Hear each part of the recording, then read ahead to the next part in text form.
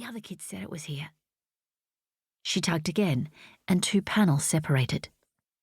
It wasn't a big hole, but it was enough for them to slip through one at a time.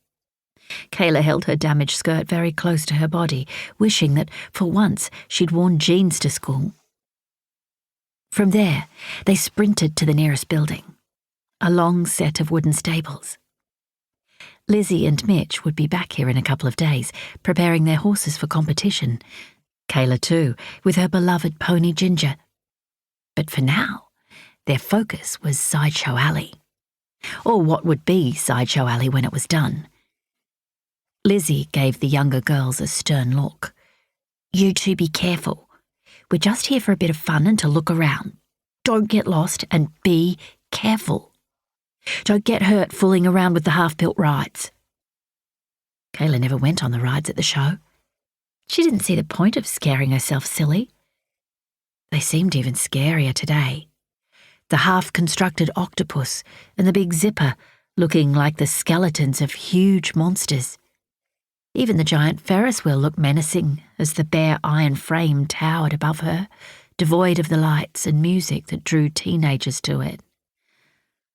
The workers climbing over the rides with their tools looked like insects serving their queen. The amusement stalls, though, were a different matter. There was skill involved in them. You had to put the ball in the mouth of the clown at just the right moment, or throw the balls at the skittles with just the right strength. If you were good enough, you could win a prize, a reward for your skill.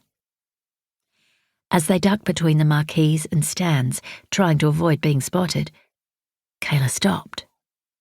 One stall was already set up. Lying on the flat counter in front of her were some Cupid dolls, their dresses sparkling in the sunlight.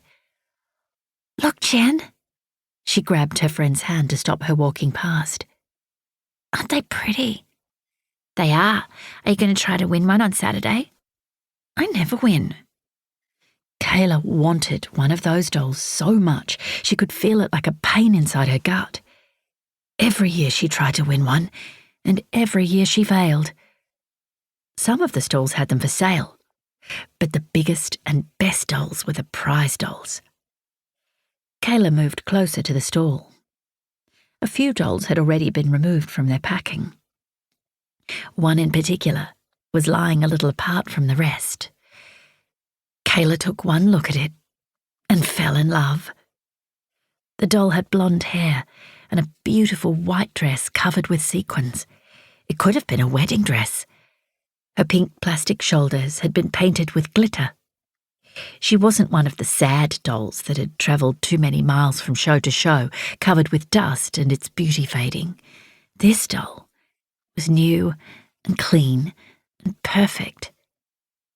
"She looks like a beautiful bride." Kayla's 10-year-old heart was pounding even more now than when they'd slipped away from school. "Come on, Lizzie and Mitch are over by the stables. We need to find them." Kayla didn't want to find them. They'd be holding hands and staring at each other, or they'd be kissing, which was worse. A surge of jealousy was replaced by a sort of daring she had never felt before. She couldn't have Mitch, but she could have that doll. Without giving herself time to think about what she was doing, Kayla darted to the stall and grabbed the doll. Then she ran. She heard Jen behind her, but just kept running back towards that hole in the fence. They'd almost reached it when she heard a shout. She looked over her shoulder to see a man running towards them. He looked angry.